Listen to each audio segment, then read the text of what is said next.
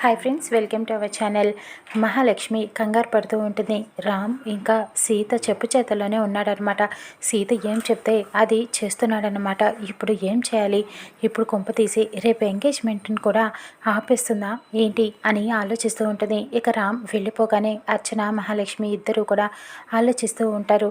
అంటే మొన్న నాకు ఆస్తి రాకుండా ఆపింది కూడా సీతే అనమాట.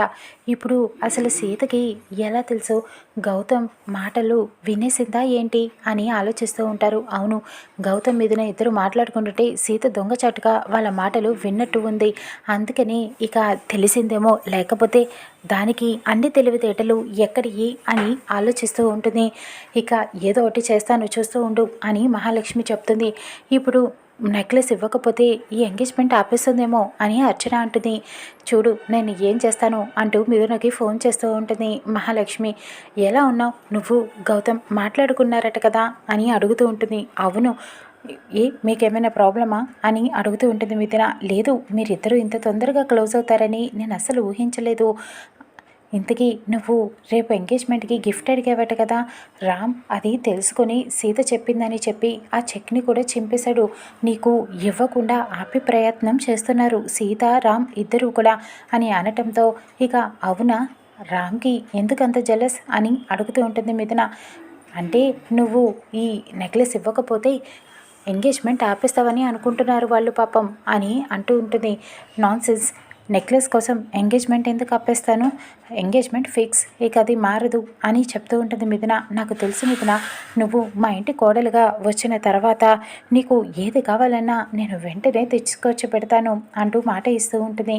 అలాగే ఓకే బాయ్ అంటూ మిథున ఫోన్ పెట్టేస్తుంది. చూసావా ఏం చేశానో, మిథున మనసు ఎలా మార్చేశానో అని అడుగుతూ ఉంటుంది మహాలక్ష్మి. మీ ఇద్దరికిద్దరే సాటి అని అర్చన పొగిడేస్తూ ఉంటుంది. ఇక గౌతమ్ అక్కడ కంగారు పడుతూ ఉంటాడు. గౌతమ్ ఇంటికి వెళ్ళేసరికి మహాలక్ష్మి చెప్తూ ఉంటుంది. గౌతమ్ నువ్వేమీ కంగారు పడకరా, అంతా నేను సెట్ చేసేసాను. ఇదంతా సీత చేసింది. సీత రామ్ని ఆపేసింది ఆ చెక్ని ఇవ్వకుండా అని అనటంతో అవునా, ఆ రామ్కి సీతకి ఇద్దరికి జాతర చేసేస్తాను, నేను చూస్తూ ఉండు, రేపు ఎంగేజ్మెంట్కి సీత రాకుండా ఏదో ఒకటి చేస్తాను అంటూ ఉంటాడు. ఏం చేస్తారా? నువ్వు ఏం చేసినా జాగ్రత్తగా చెయ్యి అంటూ హెచ్చరిస్తూ ఉంటుంది. చూస్తూ ఉండు, సీత రాకుండా చేస్తాను నేను ఎంగేజ్మెంట్కి అని ప్లాన్ వేస్తూ ఉంటాడు. ఇక్కడ సీత ఆలోచిస్తూ ఉంటుంది రేపటి గురించి. ఇక తర్వాత అక్కడ శివకృష్ణ సీత ఏం చేస్తుందో ఏంటో అంటూ రేవతికి ఫోన్ చేస్తాడు. అమ్మ సీత ఎలా ఉంది అని అడగటంతో బాగానే ఉందండి, మీరేం కంగారు పడకండి, రేపటి గురించే నాకు భయంగా ఉంది. రేపు మిథునకి ఇటు గౌతమ్కి ఎంగేజ్మెంట్, సీత ఏం చేస్తుందో అని భయంగా ఉంది అని అనటంతో ఎందుకమ్మా అంత రిస్క్ చేస్తుంది సీత, నేను బయలుదేరి వస్తాను అంటూ చెప్తూ ఉంటాడు. సరే మీరు రండి, మాకు ధైర్యంగా ఉంటుంది, సీతకి నచ్చ చెప్తాం అని అంటుంది రేవతి. ఇక తెల్లారేసరికి కాఫీ తీసుకువెళ్ళి సీతకి రేవతి ఇస్తూ ఉంటుంది. కానీ గదిలో సీత కనిపించకపోవడంతో ఇల్లంతా కూడా వెతుకుతూ ఉంటుంది. ఎక్కడా కనిపించదు. అదేంటి, ఎందుకు సీత ఎక్కడికి వెళ్ళిపోయిందని కిరణ్ అడుగుతూ ఉంటాడు. తెలీదండి ఎక్కడికి వెళ్ళిందో, కొంప తీసి ఏదైనా ప్లాన్ మీద బయటకు వెళ్ళిందా అని అంటూ ఉంటాడు కిరణ్. లేదండి ఎక్కడికి వెళ్ళినా చెప్పి వెళ్తుంది కదా, నాకెందుకో భయంగా ఉంది, సీతకి ఏమైనా జరిగిందేమో అని చెప్పి శివకృష్ణ గారికి ఫోన్ చేసి చెప్దామా అని అడుగుతూ ఉంటుంది. వద్దు వచ్చేస్తుందేమోలే, వెయిట్ చేద్దాం అని కిరణ్ అంటాడు. ఇక సీత రాక కోసం ఎదురు చూస్తూ ఉంటారు. అక్కడ సీతని కొంతమంది రౌడీలు బంధించి ఒక చోటికి తీసుకువెళ్ళి అక్కడ కుర్చీలో తాళ్ళు పెట్టి కట్టేసి ఉంచేస్తారు, కిడ్నాప్ చేస్తారు. ఎవర్రా మీరంతా ఎవరు, నన్ను ఎందుకు కిడ్నాప్ చేస్తున్నారని సీత వాళ్ళని అడుగుతూ ఉంటుంది. సాయంత్రం ఎంగేజ్మెంట్ అయ్యేదాకా నిన్ను విడిచిపెట్టే పని లేదు, అప్పటిదాకా నోరు మూసుకొని కూర్చో అని వాళ్ళు బెదిరిస్తూ ఉంటారు. నిన్ను ఎవరు పురమాయించారు ఇలాగ నన్ను బంధించమని, మహాలక్ష్మ గౌతమ అని ప్రశ్నిస్తూ ఉంటుంది. ఎవరైతే నీకెందుకు అని అడుగుతూ ఉండటంతో వాళ్ళు ఎంత ఇస్తానన్నారో చెప్పు, నేను అంతకీ డబుల్ ఇస్తా అని అంటుంది సీత. అయితే ₹1,00,00,000 ఇస్తావా అని అడుగుతూ ఉంటారు వాళ్ళు. నా దగ్గర అంత డబ్బులు లేవురా అంటుంది సీత.